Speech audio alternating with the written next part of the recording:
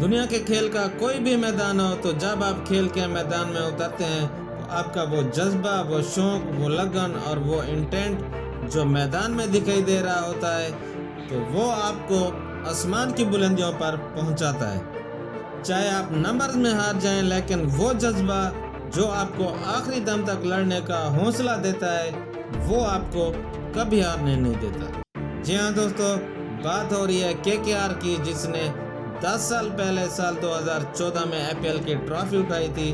उसके बाद साल 2021 में फाइनल में तो पहुंची, लेकिन फाइनल जीतने में नाकाम रही।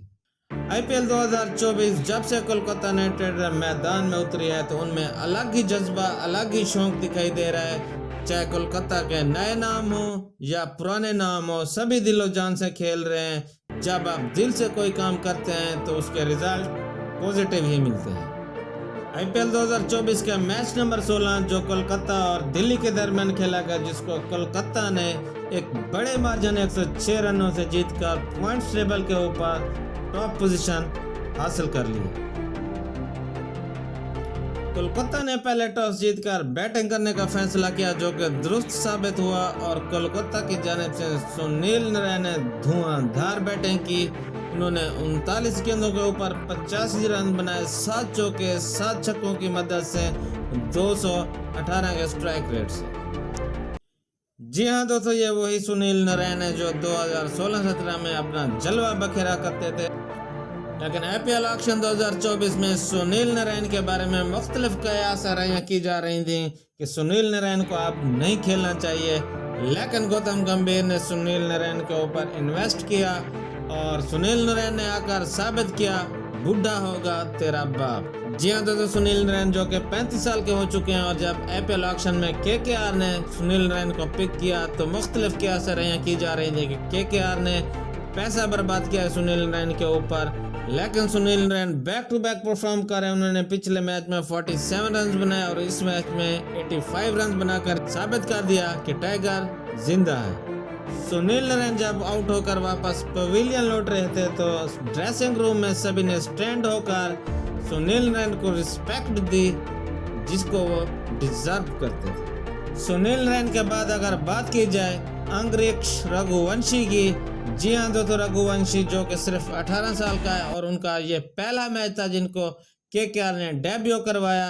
54 रन बने 27 गेंदों के ऊपर, 3 छक्के 5 चौके की मदद से 200 के स्ट्राइक रेट से। 5वें ओवर में जब रघुवंशी बैटिंग करने के लिए आए तो टीम का स्कोर था 60 और सुनील नारायण कर रहे थे, तो पीछे से रघुवंशी ने भी नारायण करना शुरू कर दिया और इस तरह से जब रघुवंशी आउट होकर गए तो 176 का स्कोर था और 13 ओवर 2 गेंदें हो चुकी थी। जी हाँ दोस्तों, रघुवंशी की जानिब से जबरदस्त बल्लेबाजी की गई। उनका यह पहला मैच था और पहाड़ जैसा रन खड़ा कर दिया दिल्ली कैपिटल के सामने। Raghuvanshi classical shots, great timing, बहुत ही बढ़िया इनिंग्स। पहले मैच में मयंक यादव के बाद ये दूसरा टीनेजर है जो टीम इंडिया के लिए उभरता हुआ सितारा है। Andre Russell is muscle. जी हाँ दोस्तों, आंद्रे रसल मसल के नाम से जाने जाते हैं। उन्होंने 19 गेंदें खेली, 41 रन बनाए, 3 छक्के 4 चौकों की मदद से 215 के स्ट्राइक रेट से।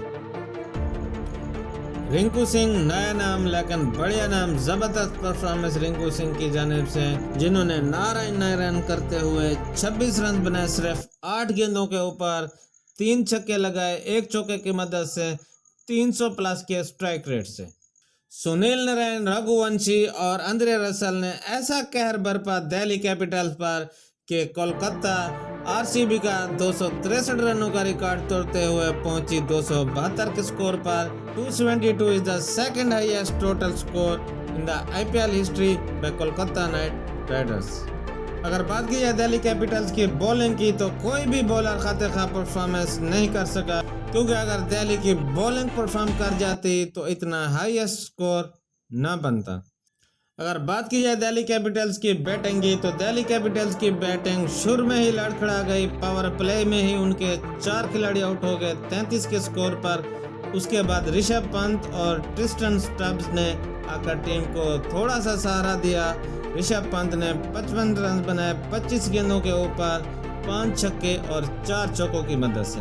उसके बाद क्रिस्टन स्टब्स ने 54 रन बनाए 32 गेंदों के ऊपर 4 छक्के 4 चौकों की मदद से 169 के स्ट्राइक रेट से। लेकिन इन दोनों की हाफ सेंचुरियां टीम के कोई काम ना आ सकी और दिल्ली कैपिटल्स एक बड़े मार्जिन 106 रन से ये मैच हार गई। और इस तरह दिल्ली कैपिटल्स 4 मैचों में से 3 मैच हारकर पॉइंट्स टेबल के ऊपर 9वें नंबर पर मौजूद है। कोलकाता ने बैटिंग में तो परफॉर्म किया ही किया, लेकिन बॉलिंग में भी जबरदस्त परफॉर्मेंस दी। दिल्ली कैपिटल्स को 17 ओवर्स में ही 166 के स्कोर पर ऑल टीम आउट कर दिया। मिचेल स्टार्क जो इन फॉर्म थे और उनके बारे में कहा जा रहा था कि केकेआर ने पैसा बर्बाद किया है, लेकिन मिचेल स्टार्क अब फॉर्म में वापस आ चुके हैं। उन्होंने 3 ओवर्स कराए 25 रन दिए, 2 विकेट हासिल की और 1 विकेट पावर प्ले में भी हासिल की। उसके बाद विभाग अरोरा जिन्होंने 4 ओवर्स कराए 27 रन दिए और 3 विकेट हासिल की, जबरदस्त बॉलिंग स्पेल। उसके बाद अगर बात की जाए वरुण चक्रवर्ती की, उन्होंने 4 ओवर कराए 33 रन दिए, 3 विकेट हासिल की, जबरदस्त परफॉर्मेंस बाय चक्रवर्ती। जब आप हर डिपार्टमेंट में अपना 100% देते हैं तो यही वो चीज़ होती है जो आपको आसमान की बुलंदियों तक पहुंचाती है। और केकेआर ने भी यही किया, चाहे वो बैटिंग हो, फील्डिंग हो या बॉलिंग हो, ऑल इज सुपर। केकेआर के हौसले और जज्बे को देखकर यही लग रहा है कि केकेआर अब रुकने वाली नहीं है। दोस्तों इस मैच के हवाले से आप क्या राय रखते हैं? कमेंट बॉक्स में अपनी राय से ज़रूर आगाह कीजिएगा और हम आपके लिए इस तरह की वीडियोस लाते रहेंगे। अगर आप चैनल पर नए हैं तो प्लीज़ चैनल को सब्सक्राइब लाजमी कीजिएगा। So keep watching and stay with us.